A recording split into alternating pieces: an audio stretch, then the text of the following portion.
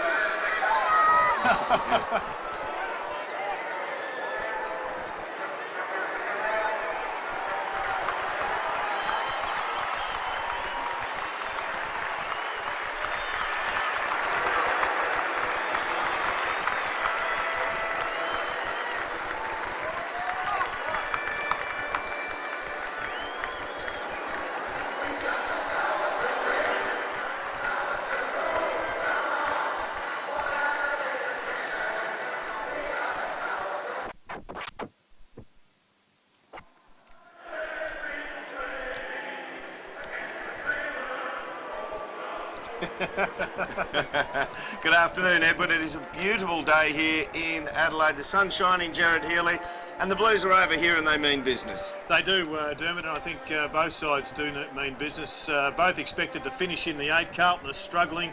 They did get back on the winners list last week with that victory against the Pies. Port Adelaide lost their first 2, belted the Saints last week by 83 points. We'll find out today whether they have turned the corner or whether it was just a blip in the grab. Let's take a look at Port Adelaide as they've been named and get their lineup. And we see, look at that on-ball contingent there. Matty Primus, look, he's been reasonable value this year so far, but he still hasn't totally turned it on. Nick Stevens, the hard-running worker there, and Josh Franco, just a very good, knowledgeable on-baller. He is, but he's had his problems this season. Yep. He'll get Justin Murphy, I would suspect, today, or one of their stop players. I think their other issue is they've got to find some goal kickers. Treadrace kicked just 1 goal for the season. Wanganeen can play forward or back. Maybe he'll play in defence, start in the defensive area. Franco and well, he's the sort of player that needs to kick some goals, and this is how they've turned it round from the first 2 rounds where they were really struggling to last week's victory. If you combined the number of centre bounce clearances in the first 2 rounds, it was just 19. Last week they got 4 done. They also smashed them at ruck throw-in clearances as well. Marks inside the forward 50, 21 to 20 for just the 1 round. So they really have improved. And I think it was the way they kicked the ball. Last week their long kicks were increased by 33%. This is how they set up. All that space is in front of the big 4 down there, Treadray, Corns, the likes of Lady, likes going forward, but also stays back to the goal, and Cockatoo Collins can go round the back and also head back to be a crummer. And we see here big Brendan Lade, too easy that last week, where he just pushed off his opponent Kaczynski there, but they, as you called it, they've got a lot of space up in front of them there. The half-forward line pushes right up and they go right back, so there's a lot of leading space for them. Now, if Franco does get tagged, as he was last week, by Stephen Baker, they will push him to the goal square. Baker does the wrong thing. He's got to take that defensive position in front. Otherwise, Franco's got the starter's gun. Have a look how much of a clearance he gets. There's 4 metres. He's not going to make that up. But he's gone past one St Kilda player. There's another one. They've got to work as a team, and Carlton will flood. They've gone past 3. There's the 3rd St Kilda player that the leading forward has gone past. And have a look at the eyes of Rewald. He should have been out the front. Instead, I'm not sure what he's looking at, Dirk, but he's looking behind. But anyway, flooding is going to be an issue today, and if they are going to flood Carlton, they've got to work as a team and they've got to block that space. 3 votes already, mate. You got everything on that telestrator. Very, very good. Let's take a look at Carlton and their lineup. Corey McKernan was exceptional last week in the wet conditions. He was able to clutch onto the ball and take some solid one-touch grabs overhead. And Luke Livingston, tell us a bit about him, Jared. He's just a boy, 19 years of age. He was recruited, I think he was 4 in the 2000 draft, but he's come thereabouts. He's come into the side. He's 190 centimetres. He's obviously a pretty tall lad. He is only a whippet though. He's only 85 kilos. And if you just have a look at the Carlton side, they have pushed a lot of. They've put a lot of pressure on Whitnell to perform across that half-back line. We have a look at their lack of scoreboard pressure this season. Average inside 50s. Last year, 55 times. They try and average to go in 18 times a quarter. They've only gone in 38 times per game in 2002 in the first 3 rounds. Topsy-turvy ride. They're averaging 15 goals last year. They're only at 10 this season so far. So, look, that's a 33% loss for what they're expecting normally. So, look, they'll be looking to turn that around today. But they did turn the corner last week after their debacle against the Swans some 2 weeks ago. So, look, they'll be looking to turn it totally around, I would imagine, today. I think so, Dan. They need a real lead from Scott Camberelli. But she's all in readiness. And after this, we're going to come back on Sunday football for the start of the bounce. Absolutely. We're going to take a look at the first bounce after this and see what happens here on Sunday football. You're watching AFL on 9.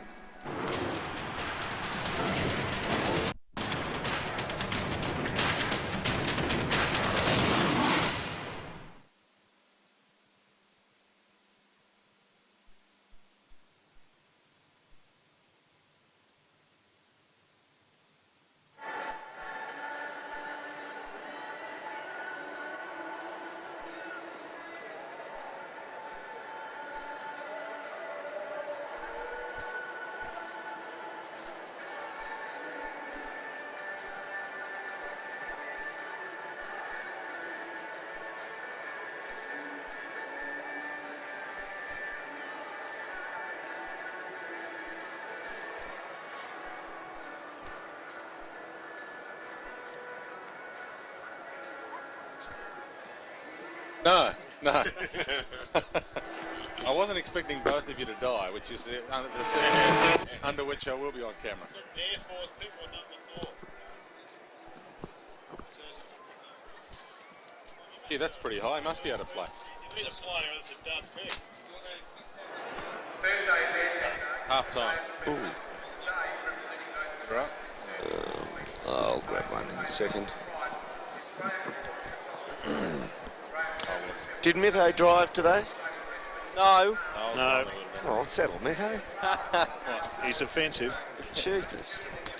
Simple question, mate. I got the drag. I got the like pull. driving in my hometown. Rightly bloody so, I might suggest. how's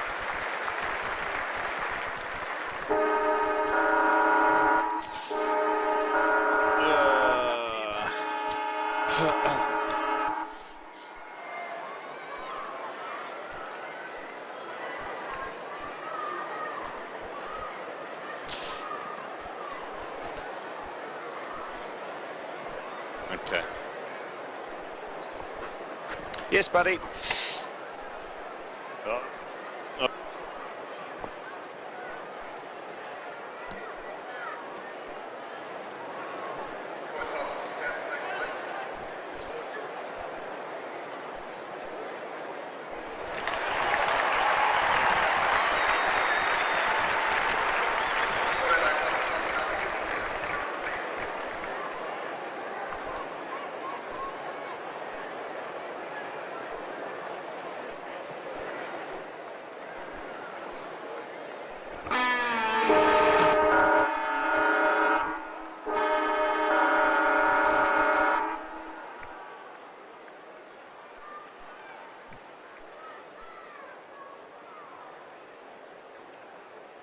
Okay.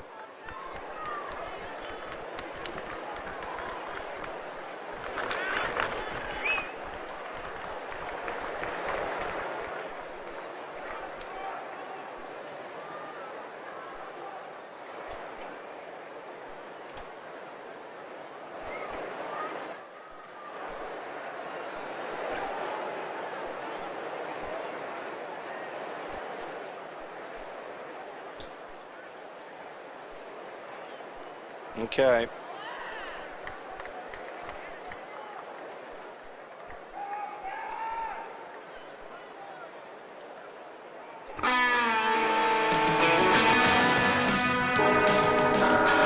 Welcome back to Football Park, and the game just about to get underway. Let's cross down to the boundary line now, and Anthony Mithen. Thanks, Derm. Not a bad crowd in, about 15 to 20,000. Conditions ideal down here. The wind just picking up, and it'll come from the broadcast side out to the outer side. Back to you. Thanks, Smitho. Matty Primus won the toss, and he will be kicking to the left-hand side of your screen. And a good afternoon to our caller today, Dwayne Russell. Great to be here, Dermot and Gerard. Breeze blowing slightly to that lake end, but Port Adelaide ticking too. I've had the mandatory kick to kick with the barbecue eaters in the car park, and we're underway.